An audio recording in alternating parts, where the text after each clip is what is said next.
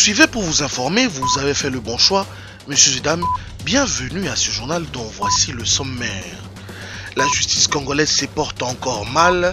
Les longs moments d'attente pour se procurer certains documents tels les passeports et permis de conduire sont anormaux. Les constats est du chef de l'État Antoine Félix Tshisekedi. Le chef de l'État l'a dit lors du 72e Conseil des ministres présidé par lui en vidéoconférence. Nous y reviendrons tout à l'heure. Autre chose, la RDC, après son lobbying fait à Kinshasa à l'occasion du pré-COP 27, veut aller gagnante au COP 27 prévu en novembre à Cher en Égypte.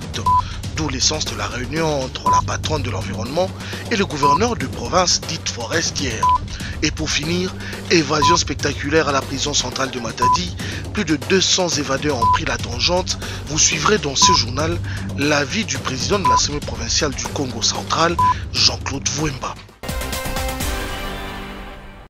Le président de la République a tapé du poing sur la table face au dysfonctionnement au niveau de la justice congolaise.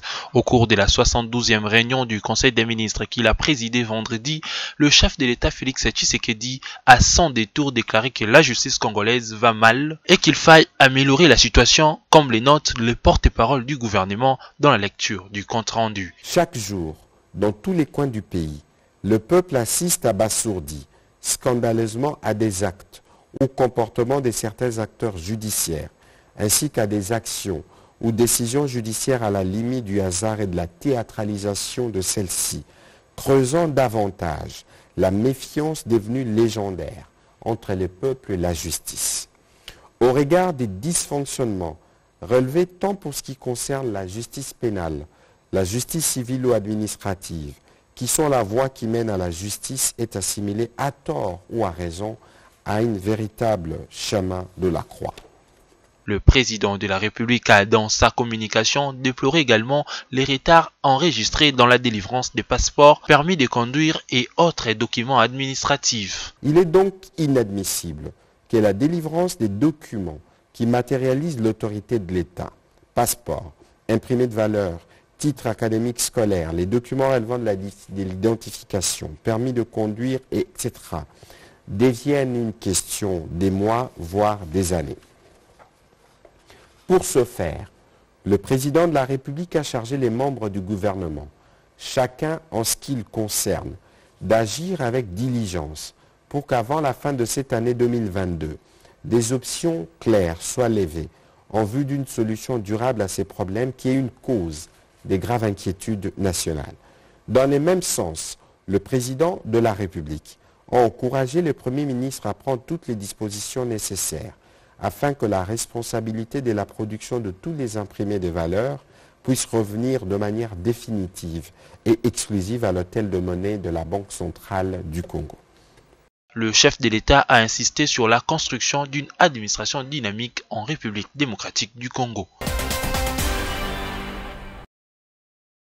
Conflit Tekeyaka. La crise entre ces deux ethnies de la province du Mai-Ndombe doit s'aplanir définitivement pour la restauration d'une paix durable dans les Grands Bandundu.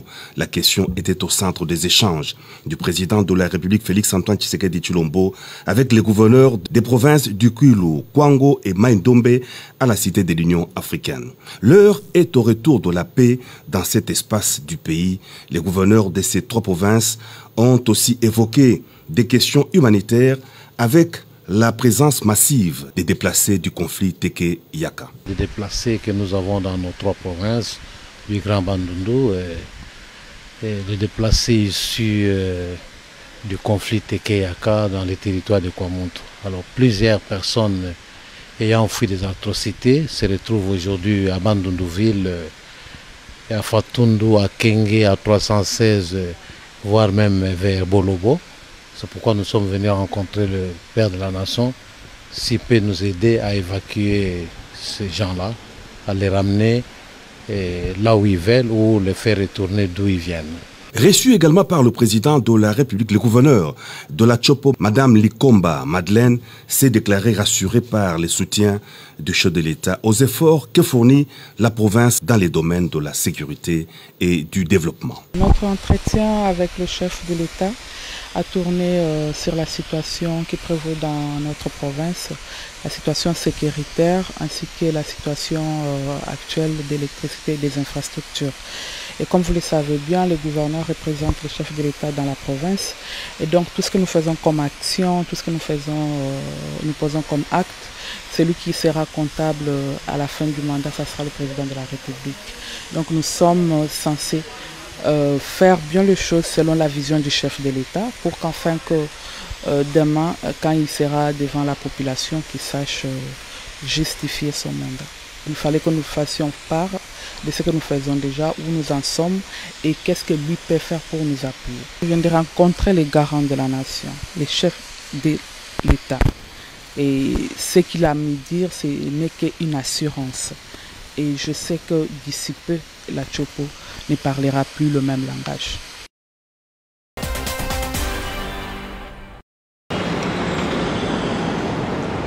C'est au terme de 3 jours des travaux comptant en marge de la 6e conférence du réseau parlementaire africain membre des commissions défense et sécurité que le président du Sénat, Modeste Bahati Lukwebo, a clôturé ses assises placées sous les thèmes dialogue sécuritaire, Afrique-Europe à l'ère d'une nouvelle rivalité géopolitique, comment améliorer concrètement la coopération. Dans son speech, le président de la Chambre de sages a loué la tenue de ces échanges qui ont permis de réfléchir en vue d'apporter des solutions sur le problème d'insécurité en Afrique. Occasion pour Modeste Bahati Lukwebo de dénoncer l'agression de la RDC par le Rwanda. À partir du moment où tout le monde est concerné par le terrorisme, il est tout à fait normal que les efforts soient conjugués de manière à ce que et nos peuples, et nos services, et nos parlements, et nos gouvernements se mettent tous ensemble pour lutter contre ce fléau qui est en train de terroriser l'Afrique, l'Europe et le monde entier. La 6e édition du REPAM CDS a été aussi marquée par la prise de fonction de la Commission défense et sécurité de l'Assemblée nationale de la RDC avec Bertin Mubonzi en tant que président.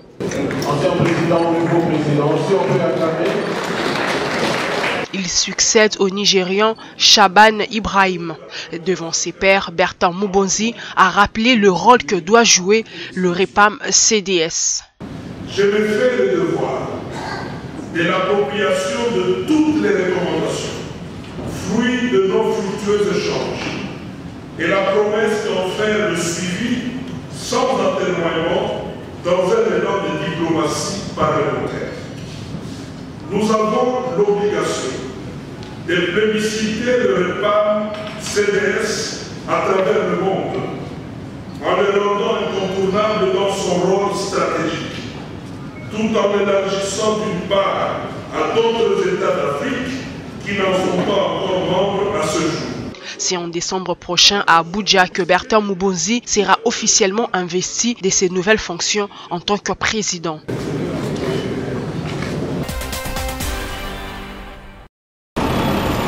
Faire l'état des lieux de la coopération Union européenne-Union africaine en matière de défense et sécurité, c'est l'un des objectifs poursuivis par la 6e conférence du réseau parlementaire africain, membre de commission défense et sécurité, tenue à Kinshasa. Pendant 3 jours, ces parlementaires ont démontré la nécessité pour les Africains de trouver par eux-mêmes les moyens des stratégies de sécurité et de défense. Les participants ont salué la portée de ces assises. C'est pour cela que nous disons que nous devons apprendre à main notre défense. Nous devons apprendre à main notre défense. Nous voulons défendre notre pays, nous voulons défendre notre peuple. Bien sûr qu'on peut compter sur les structures régionales, les structures sous-régionales, mais nous devons d'abord compter sur le FARDC, sur notre propre armée. Il y a toujours raison pour l'Afrique de pas refaire, mais plutôt de continuer à la coopération entre Afrique et Europe. Pourquoi? Parce qu'aujourd'hui, le monde est devenu pratiquement village. Ce qui veut dire que les relations entre les pays du monde sont importantes. Donc c'est à l'Afrique. Donc quand je dis l'Afrique, je fais allusion à tous les pays africains, de voir quelles sont leurs prioritaires de voir qu'est-ce qu'ils doivent mettre sur table pour que les autres qui sont en Europe viennent discuter et voir comment ils vont coopérer de nouveau. Il est bon d'échanger avec d'autres pays qui ont ces mêmes problèmes et qui peuvent nous apporter des expériences pour voir comment ils ont réussi à régler. En deuxième lieu, le réseau lui-même fait venir des experts dans un certain nombre de domaines qui nous donnent pratiquement une formation et comment nous devons nous conduire en tant que président de commission. D'abord gérer nos commissions, ensuite voir comment ces commissions peuvent impacter sur l'exécutif pour l'aider à résoudre ces problèmes d'insécurité dans nos pays. Personnellement, moi je suis persuadé que les milices, le djihadisme, le terrorisme est extrêmement difficile à combattre par la réponse des armes. Les problèmes sont sociaux, économiques et sociétals qui sont à la base de tous ces risques de sécurité. Les réseaux des parlementaires africains membres des commissions défense et sécurité comptent à ce jour auprès de 26 pays. Il a été parrainé par la fondation Konrad Adenauer.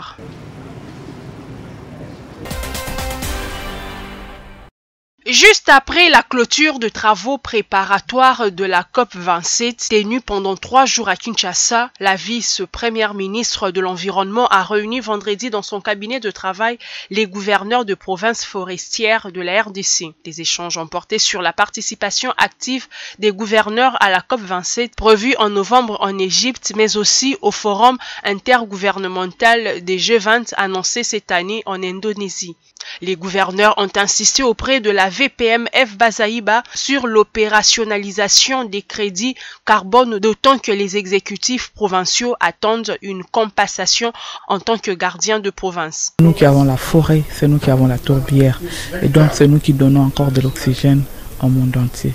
Que le monde entier puisse penser à la province de la Chopo, donc en termes de crédit carbone, que nous puissions bénéficier de ce crédit carbone pour développer nos provinces, pour avoir de l'énergie afin d'éviter à la population de couper le bois qui nous sert tous aujourd'hui.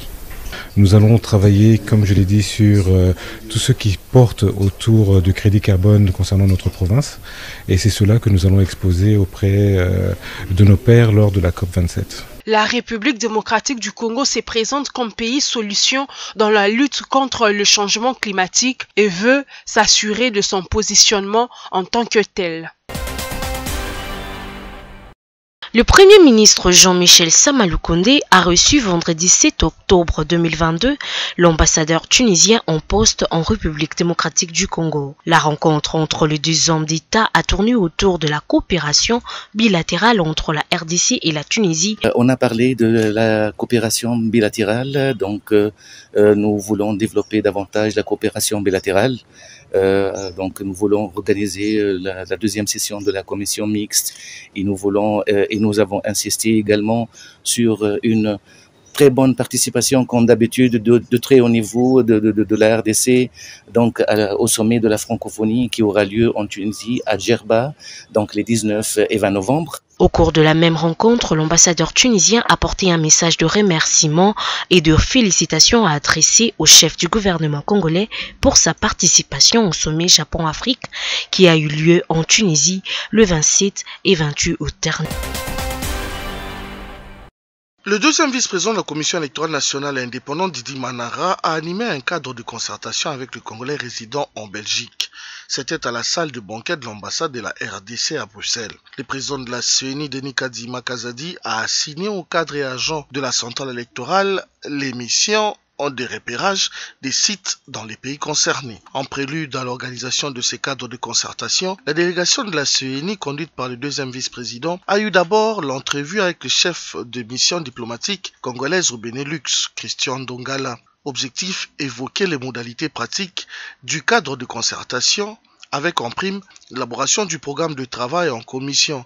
Au menu de la seconde séance de travail élargie à d'autres diplomates et membres du personnel, l'audition des rapports de 4 commissions ad hoc mises en place. Au bout du compte, la salle des banquets de l'ambassade d'une dimension de 21 mètres sur 11 mètres a été identifiée pour abriter les opérations électorales. La session d'information et d'échange qu'a présidé le deuxième vice-président de la CENI était axée essentiellement sur l'évaluation du processus électoral en cours et les préparatifs de l'identification et l'enregistrement des électeurs, notamment dans le Royaume de Belgique, concernant les compatriotes qui y vivent. D'entrée de jeu, le deuxième vice-président Didier Manara est revenu sur les raisons ayant motivé le choix des 5 pays concernés, dont la Belgique, par cette phase pilote, jetant la lumière pour édifier l'assistance sur les conditions donnant au droit de vote. Celui-ci, tel que stipulé par la loi, fait partie des droits fondamentaux, au même titre que celui à l'éducation ou à la santé, permettant aux citoyens d'exprimer leur volonté et participer ainsi directement à la prise de décision politique. La partie interactive qui s'en est suivie a permis au vice-président de la CENI d'apporter des réponses aux différentes préoccupations de l'auditoire, lesquelles a visiblement montré son intérêt particulier aux préparatifs de l'opération d'enrôlement prévue en décembre 2022. Que s'est-il donc passé à la prison de Matadi où s'est effectuée ce vendredi une évasion spectaculaire? Tout est parti d'une dispute entre 2 policiers et à l'issue de leur dispute, l'un a ouvert le feu et a tiré sur la jambe de son collègue. Et pour rétorquer, la première victime a elle aussi tiré à bout portant sur le premier et ce dernier a succombé sur le coup. Alors cette situation a créé une forte tension quelques minutes après au sein de la prison, au point de voir les autres prisonniers récupérer l'arme entre les mains du policier qui était tombé sous le coup de balle pour s'en servir à l'évasion dans les minutes qui avaient suivi.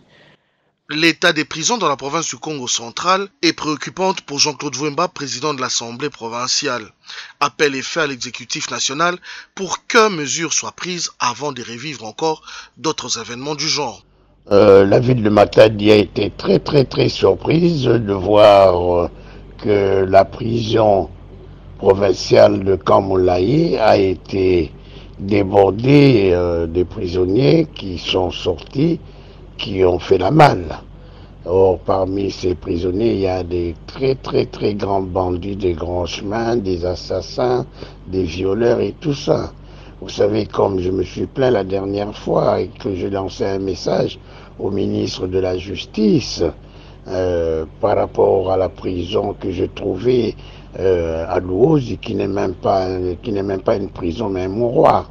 C'est la même chose avec le camp de la prison Moulaye, là où de 1, le nombre de détenus est plus de 100 fois plus supérieur, de 2, leur nourriture ne parviennent même plus, 3, et qu'il y a très peu de policiers. Ça aussi c'est un autre problème.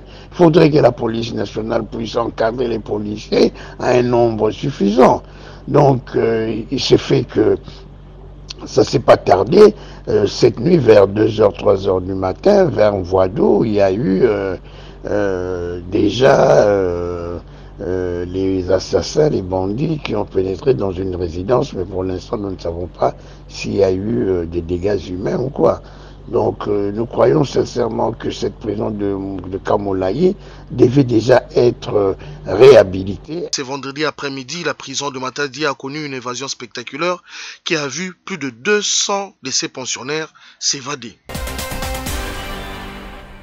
À l'occasion du lancement des travaux de démolition des constructions anarchiques. Déterminé à restaurer les normes urbanistiques à travers la ville, le gouverneur Jean-Tiningo Bilambaka a supervisé ce vendredi 7 octobre les opérations de démolition de constructions anarchiques au travers Kinshasa, de Sokopao, dans la commune de Limité, aussi de l'hôpital de Kitambo.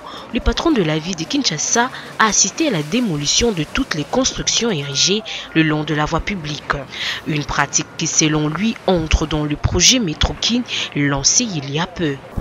Tout simplement parce que nous avons un grand programme, nous avons un projet de réhabiliter ces réseaux avec notre projet Métrokin. Et c'est d'ailleurs l'occasion pour moi pour donner certains éclaircissements. Le chemin de fer ici va s'agrandir, il va passer d'une voie à 2 voies.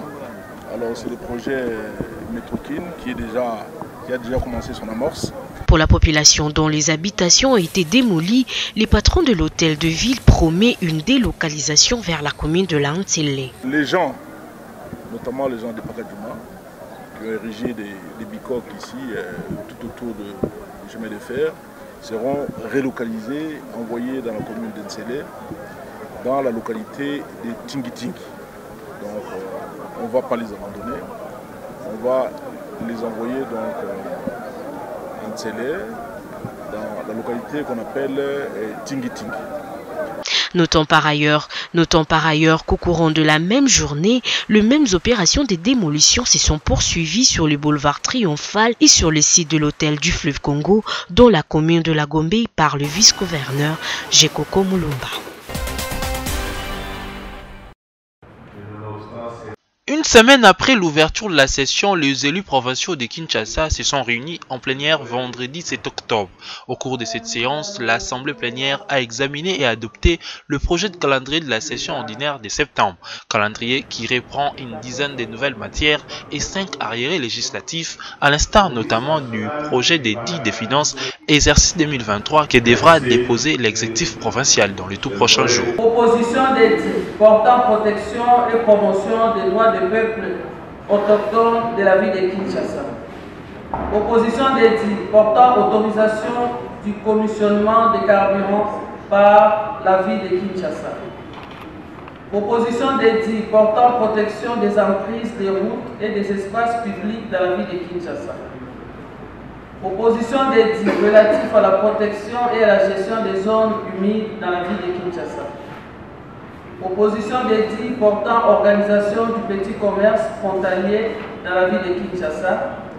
Et proposition des 10 relatif à la fabrication, au transport, à la commercialisation et à la consommation de l'alcool indigène dans la ville de Kinshasa. Au cours de la même plénière, les députés provinciaux ont examiné en huis clos les rapports de gestion du bureau pour la période d'avril à septembre. La commission PAJ s'active déjà pour accélérer l'examen des propositions et projets d'édits. Et à partir de mardi, la commission PAJ va commencer l'examen approfondi des arriérés des édits et dès lors que les autres édits seront déclarés recevables à la plénière, je sais que la PAJ va continuer à travailler parce que cette session, au moins, on doit vider toutes les propositions et tous les arriérés des édits de l'Assemblée provinciale de Kinshasa. Les calendriers restent ouverts aux autres matières tout au long de la session.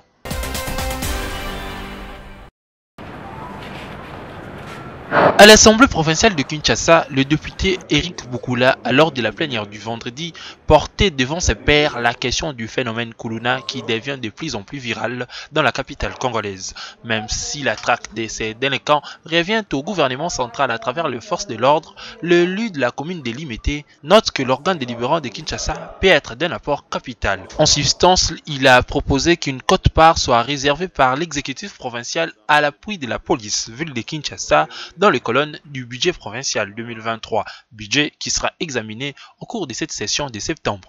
Quoique on a essayé de comprendre que ce n'est pas totalement de notre compétence, mais je pense qu'au niveau de la ville-province de Kinshasa, nous en tant que députés provinciaux, il y a des solutions qu'on peut apporter à nos compatriotes, à nos concitoyens. Donc c'est-à-dire qu'on peut essayer de voir, ça c'est à mon humble avis, au niveau de la police, il y a une partie du financement qui vient du gouvernement provincial. Pourquoi ne pas augmenter cette part-là du gouvernement provincial? Pourquoi ne pas financer mieux la police? Parce que pour l'instant, la police, à mon humble avis, n'a pas suffisamment de moyens pour faire face à ces fléaux au niveau des équipements, c'est-à-dire les armes et autres, mais aussi au niveau des finances, l'argent. La police n'a pas suffisamment d'argent de fonctionnement. Ça, c'est ce que j'ai pu avoir de quelques échanges avec des autorités de la police. C'est pourquoi nous allons amener le gouvernement provincial, étant donné que c'est dans une session budgétaire, on va essayer de faire de toute sorte que le budget ou la quote-part allouée à la police puisse augmenter et cela pourra permettre à la police d'être mieux, plus efficace face à cette lutte contre le Kuluna. Eric Boukoula a dénoncé une fois de plus les tracasseries routières dans la ville de Kinshasa. L'élu provincial n'exclut pas la possibilité d'apporter certaines initiatives au cours de cette session.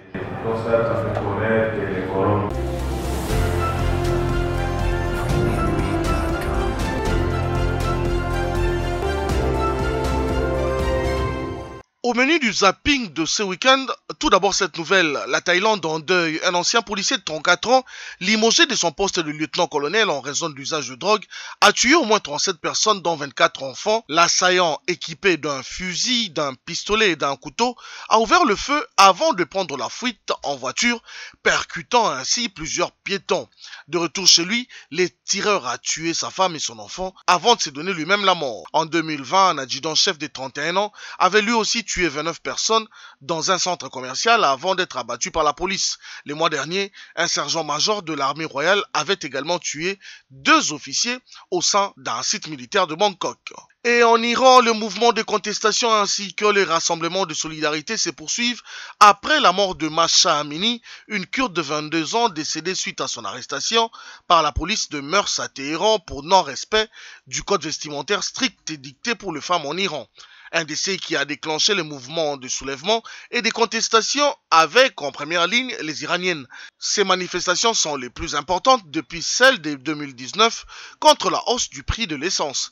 Les bilans fait état d'au moins 92 personnes tuées depuis le 16 septembre, parmi lesquelles 12 membres de forces de sécurité. D'après Amnesty International, au moins 52 personnes ont été tuées par les forces de sécurité depuis le début de ces mouvements de contestation. L'organisation qui a répertorié de nombreux cas de torture et d'agression sexuelle estime que les bilans réels pourraient être bien plus élevés. Autre chose, les litres à la pompe s'est fait de plus en plus rare en France. Les files pour faire le plein d'essence s'allongent. Pas moins de 15% des stations-service françaises sont concernées par ces manques de carburant. Cette pénurie touche plusieurs départements français. Pour Olivier Véran, porte-parole du gouvernement, cette tension temporaire ne connaît que 12% des stations à travers l'Hexagone. Voilà tout pour ces zappings du week-end. Fin de ce journal, merci de l'avoir suivi.